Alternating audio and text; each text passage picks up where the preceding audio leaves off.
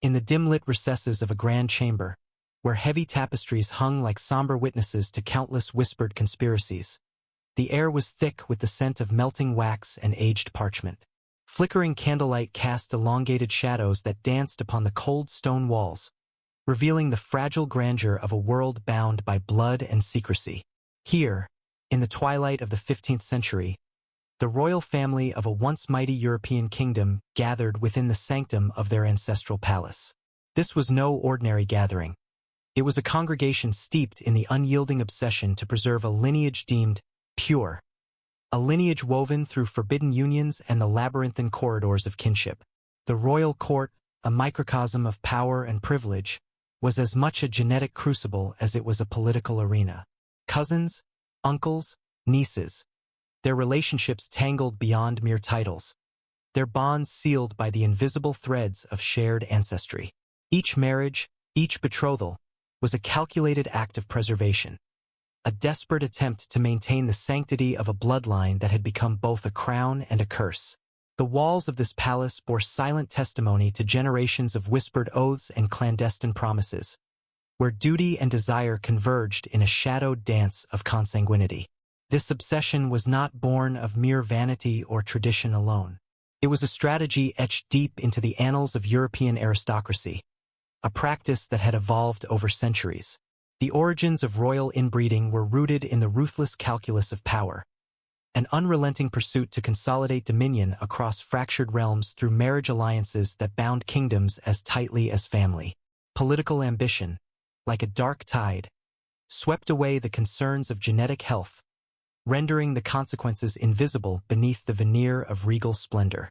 The royal bloodline was a precious commodity, a symbol of divine right and unassailable authority, and it was guarded with an almost fanatical zeal. Yet, beneath the gilded surface, the consequences of these forbidden unions began to manifest with alarming clarity. The practice of marrying within the same bloodline, generation after generation, forged a lineage fraught with peril, genetic vulnerabilities that whispered of an inheritance far grimmer than crowns or titles. The quiet corridors of the palace concealed the growing shadows of hereditary afflictions, their symptoms etched into the bodies and minds of those destined to carry the burden of their ancestors' choices. Amidst the political machinations and courtly intrigue, the royal family's private lives were inextricably bound to the genetic legacies they sought to preserve. The palace was a crucible of secrecy, where the boundaries of kinship blurred into an indistinguishable web. Marriages were arranged not for love or alliance with foreign powers alone, but for the perpetuation of bloodlines confined within the same house.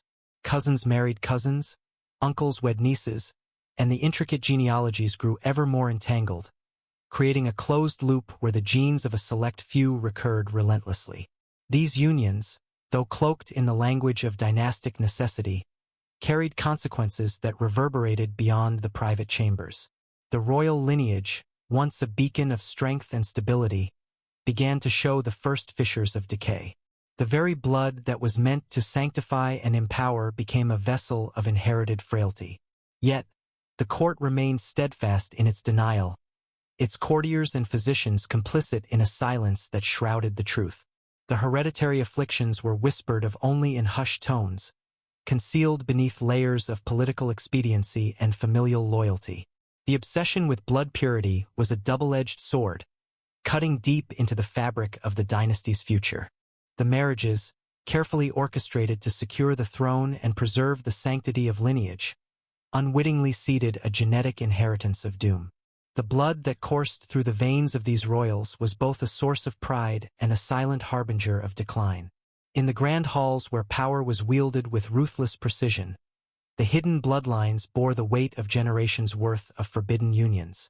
As the candle flames flickered and the night deepened, the palace loomed as both a fortress and a tomb, a place where the past's darkest secrets were preserved and perpetuated. The royal family's obsession with consanguinity was an unspoken pact with fate, a pact that would echo through history in the form of physical deformities, mental afflictions, and fractured reigns. In this secretive enclave, the lines between kinship and captivity blurred, and the pursuit of dynastic purity became a tragic narrative written in the very blood of its inheritors. The late 15th century was a crucible of shifting power and fragile alliances, yet the royal court remained shackled by the invisible chains of hereditary strategy. The practice of intermarriage within the family was not merely a cultural artifact but a deliberate, calculated endeavor to maintain an unbroken chain of sovereignty. The political landscape of Europe, fractured and volatile, demanded such measures, even as the genetic cost grew ever more apparent. Within these walls, the royal family's fate was sealed by a paradox. The desire to preserve their divine right through blood became the very source of their undoing. In the quiet moments before dawn, when the court's bustling life paused and the weight of centuries seemed to press upon the stone walls, the legacy of these hidden bloodlines whispered through the chambers. Each shadow held a story. Each tapestry concealed a truth about the intricate and perilous dance of kinship that defined the royal lineage. The palace was a living testament to the twisted legacies woven by bloodlines confined within the same house, shrouded in shame and secrecy. The political calculus that dictated marriages within the royal family was both relentless and ruthless. Foreign alliances, though coveted, were often sacrificed at the altar of blood purity. The family's survival was prioritized above all else, even as the cost became increasingly evident in the bodies and minds of its members. The court physicians, armed with the limited medical knowledge of their era, could only observe the manifestations of a deeper genetic tragedy they could neither fully comprehend nor confront. Physical deformities, cognitive impairments, and a host of hereditary afflictions emerged as silent specters haunting the royal lineage. Within the palace's labyrinthine corridors, the personal became political and the political became profoundly personal. The royal family's insistence on maintaining their pure bloodline was a desperate act of defiance against the chaos of external threats and internal dissent. Yet, in their pursuit of dynastic continuity, they unwittingly perpetuated a cycle of decline, an inherited vulnerability that would erode their power and cast long shadows over the fate of their realm. The late medieval European royal palace thus stood at the crossroads of history and heredity, a monument to both human ambition and human frailty. It was a place where the grandeur of monarchy was inseparable from the tragic consequences of forbidden unions, where the desire to preserve a royal lineage became a haunting narrative of genetic inheritance. The hidden bloodlines, sealed behind the palace's imposing walls, were destined to shape the course of history in ways both visible and invisible, a testament to the perilous intersection of power, secrecy, and heredity. The insidious practice of consanguineous marriage, far from a mere tradition, had etched itself into the very marrow of the royal family's existence, a relentless repetition of blood intertwined with blood. Each union between kin was a thread woven tighter into an already tangled tapestry, a tapestry that concealed within its folds the silent proliferation of hereditary afflictions. What began as a political strategy soon revealed itself as a genetic maelstrom, a spiraling descent into biological fragility that no court physician's remedies could arrest. The consequences of these forbidden unions were neither sudden nor isolated. Rather, they unfolded gradually, generation by generation, like a slow poison coursing through the veins of the royal lineage. The crown, once a symbol of divine right and unassailable power, grew heavier with the burden of skeletal deformities, neurological impairments, and cognitive decline that marked those who bore the blood of such confined kinship. The hereditary afflictions, veiled beneath layers of courtly etiquette and public spectacle, became an unspoken calamity lurking behind the regal facade. To understand the gravity of this genetic inheritance, one must consider the biological ramifications of repeated consanguinity. Marriages within close kinship exponentially increased the likelihood of recessive genetic disorders manifesting in offspring. The royal bloodline, once prized for its purity, became a breeding ground for deleterious alleles, faulty genetic variations that, when paired through intermarriage, expressed themselves in physical and mental maladies. The court's obsession with maintaining a closed bloodline thus became a crucible of hereditary vulnerability, where the very essence of royal identity was undermined by the imperceptible but inexorable march of genetic decay. Among the most harrowing manifestations were skeletal abnormalities that compromised the physical form of the royal descendants. Deformed limbs, bowed spines, and fragile bones became more than mere curiosities. They were visible markers of the hidden bloodline's genetic toll. These physical deformities were not merely aesthetic blemishes but impediments to the exercise of power and the performance of royal duties. The once proud figures who bore the crown were often shackled by their own bodies, their nobility overshadowed by afflictions that betrayed the perilous legacy of their ancestry. Cognitive impairments, too, wove a tragic thread through the generations. Intellectual disabilities and mental health disorders, likely exacerbated by the concentration of harmful genes, undermined the capacity of rulers to govern effectively. The crown, traditionally a symbol of wisdom and strength, became a burden for those whose minds were clouded by inherited afflictions. The resulting instability in leadership sowed discord within courts and kingdoms alike, as factions vied to exploit the vulnerabilities of weakened monarchs. The royal family's desperate attempts to conceal these hereditary frailties only deepened the tragedy. Courtiers and physicians, bound by loyalty and fear, colluded in a silence that masked the true extent of the afflictions. Public appearances were carefully staged, infirmities hidden beneath layers of sumptuous robes and veiled gestures. Yet, the cracks in the facade grew increasingly impossible to ignore. Rumors swirled in whispered conversations, and the court's veneer of invincibility began to crumble under the weight of undeniable truth. This genetic unraveling was perhaps most poignantly embodied by key figures whose lives and reigns bore the unmistakable scars of inbreeding's toll. Their biographies reveal a haunting pattern. Rulers born into a web of consanguineous unions, whose physical frailties and mental challenges shaped not only their personal destinies but the fate of entire realms. These monarchs, often isolated and tormented by their conditions, became tragic symbols of the hidden costs exacted by the pursuit of bloodline purity. One such figure, whose name is etched into the annals of history with a mixture of pity and dread, exemplifies the perilous consequences of the family's genetic insularity. Born of parents closely related by blood, his body bore the unmistakable signs of hereditary affliction: an elongated skull, weakened frame, and a gait unsteady with pain.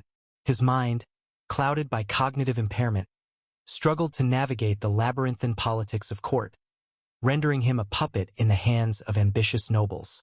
His reign was marked by instability and decline, a stark contrast to the grandeur his ancestors had once commanded. Yet, even as these personal tragedies unfolded, the political machinery of the royal court pressed on, unrelenting in its pursuit of dynastic continuity. Marriages to foreign aristocracy were arranged with increasing desperation. Attempts to infuse fresh blood into the inbred lineage and secure heirs untainted by the genetic maladies that plagued the family. These alliances, however, were often fraught with tension and mistrust. Foreign courts, wary of the hereditary afflictions and the political instability they engendered, viewed these unions with suspicion. The hoped-for rejuvenation was frequently thwarted by the persistence of familial genes and the entrenched practice of intermarriage among cousins and distant relatives. The psychological toll on these royal figures was profound.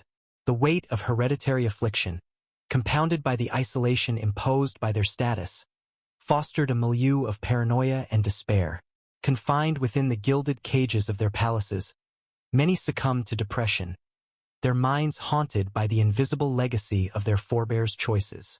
The pressure to embody regal authority, juxtaposed with the limitations imposed by their frail bodies and troubled minds, created a tragic dissonance that echoed through the corridors of power. These personal struggles did not remain confined to the private sphere but spilled into the political arena, destabilizing courts and kingdoms. The fragile health and impaired judgment of monarchs weakened their grip on power, emboldening factions within the nobility to challenge their rule. Succession crises became frequent, as the ability to produce healthy heirs was compromised by genetic constraints. The royal lineage, once a pillar of stability, became a source of uncertainty and conflict, its hidden bloodlines sowing seeds of discord that threatened the very fabric of the realm. Within this cauldron of genetic and political turmoil, the royal family's attempts to maintain secrecy only intensified the tragedy. The hereditary afflictions were cloaked in euphemism and denial, masked by rituals and pageantry designed to project strength and continuity. Yet, The silent suffering endured by afflicted royals was a testament to the devastating cost of their insular marital practices. The palace, once a symbol of unassailable power, became a mausoleum of hidden bloodlines and forbidden unions whose consequences rippled far beyond its walls. The relentless cycle of consanguinity and its attendant hereditary afflictions thus emerged as a dark undercurrent beneath the pomp and ceremony of royal life. It was a story of ambition turned to tragedy, of dynastic preservation morphing into genetic decay. The court's refusal to confront the biological realities of inbreeding perpetuated a cycle of decline, its hidden bloodlines bearing the indelible marks of forbidden unions that would shape the fate of kingdoms for generations to come. The royal figures born into this tangled web of consanguinity bore the weight of their inherited afflictions not only in body but in spirit, their reigns marked by a tragic interplay of vulnerability and power. These monarchs, ensnared by the very blood that legitimized their authority, became living embodiments of the hidden bloodline's devastating consequences. Their physical frailties, limbs weakened by deformity, visages shadowed by illness, were matched only by the tumult within their minds, where cognitive impairment and emotional torment eroded the foundations of their rule. One such sovereign, whose reign unfolded amidst the turbulent backdrop of a crumbling empire, was beset by profound physical deformities that rendered him a figure both pitiable and feared. His gait was unsteady, his posture bent by skeletal malformations inherited through generations of intermarriage within the royal house. Yet it was his mind, clouded by inherited cognitive decline, that most grievously undermined his capacity to govern. Paranoia and bouts of melancholia haunted his court, seeping into the political machinations that defined his rule. His advisors wielded power behind the throne, exploiting his vulnerabilities to further their own ambitions, leaving the realm fragmented and unstable. The psychological burden carried by such monarchs was immense. Isolated within the opulent prisons of their palaces, they grappled with the invisible chains of hereditary affliction. The expectations of divine right and unchallenged sovereignty clashed violently with their corporeal and mental limitations. Depression, paranoia, and a pervasive sense of isolation were common companions, shadows cast by both genetic inheritance and the pressures of monarchy. The courtiers, while outwardly loyal, often regarded these rulers with a mixture of pity and apprehension, aware of the fragile state beneath regal finery. Efforts to secure the dynasty through strategic marriages became increasingly fraught. Foreign alliances, once pursued with fervor to strengthen claims and expand influence, were now approached with trepidation. The royal family's reputation for hereditary afflictions spread beyond their borders, breeding mistrust among prospective partners. When unions were forged with foreign aristocracy, the hope was to inject fresh genetic material into the lineage, a salve to the wounds inflicted by generations of consanguinity. Yet, these attempts were often thwarted by the persistence of familial genes and the political necessity of maintaining ties within the royal house, perpetuating the cycle of inbreeding. The reigns of these afflicted monarchs were punctuated by crises, succession disputes triggered by doubts over the health and viability of heirs, and court intrigues that capitalized on the monarch's weakened state. The once stable royal lineage became a battleground where factions vied for influence, exploiting hereditary frailties to destabilize the throne. The very blood that was meant to secure the dynasty's future became a source of vulnerability, unraveling the threads of power with each successive generation. This turmoil was not confined to political arenas but seeped into the personal lives of these rulers. Their emotional landscape was marked by a tragic solitude, exacerbated by the stigma surrounding their conditions. The court's insistence on secrecy and the concealment of hereditary afflictions deepened their isolation. They were often surrounded by advisors and family members who, while outwardly devoted, regarded them through the lens of their afflictions, their humanity overshadowed by the demands of dynastic survival. The psychological scars borne by these monarchs reveal a narrative of suffering hidden beneath the pomp of sovereignty. The expectations placed upon them, to embody strength, wisdom, and continuity, were at odds with the realities of their inherited conditions. Many retreated into seclusion, their reigns marked by withdrawal and a palpable sense of despair. The court, in turn, became a stage for the performance of power, masking the fractures beneath with ceremony and spectacle. Yet, even as these rulers struggled against the limitations imposed by their genetic inheritance, they were not mere passive victims of fate. Some sought to assert their authority, to navigate the treacherous waters of court politics with determination despite their afflictions. Their reigns, though challenged by internal and external pressures, were marked by moments of resilience and attempts to secure their legacies. However, the persistent shadow of hereditary affliction cast a pall over these efforts, limiting their effectiveness and ultimately shaping the trajectory of their rule. The broader political ramifications of these hereditary struggles were profound. The instability wrought by weakened monarchs and contested successions reverberated across kingdoms, altering alliances and reshaping the balance of power in Europe. The familial secrets that bound these rulers together also bound them to a fate of political fragility. The interplay between genetic inheritance and political power created a cycle of decline, where the very mechanisms designed to preserve the royal lineage instead sowed seeds of discord and disintegration. In this crucible of dynastic fragility, the personal became inseparable from the political. The psychological and physical vulnerabilities of monarchs influenced the decisions of statesmen, the outcomes of battles, and the destinies of nations. The hidden bloodlines, once a source of regal prestige, became a liability that undermined the stability of empires. The history of these rulers is thus not merely a chronicle of individual suffering but a testament to the far-reaching consequences of hereditary afflictions on the course of European history. The emotional landscape of these monarchs, marked by isolation, despair, and the burden of expectation, paints a somber portrait of power intertwined with tragedy. Their lives were a study in contrasts. Public displays of majesty shadowed by private struggles with the very blood that legitimized their reign. The psychological toll extended beyond the individual to the royal family as a whole, fracturing relationships and fostering an environment of suspicion and fear.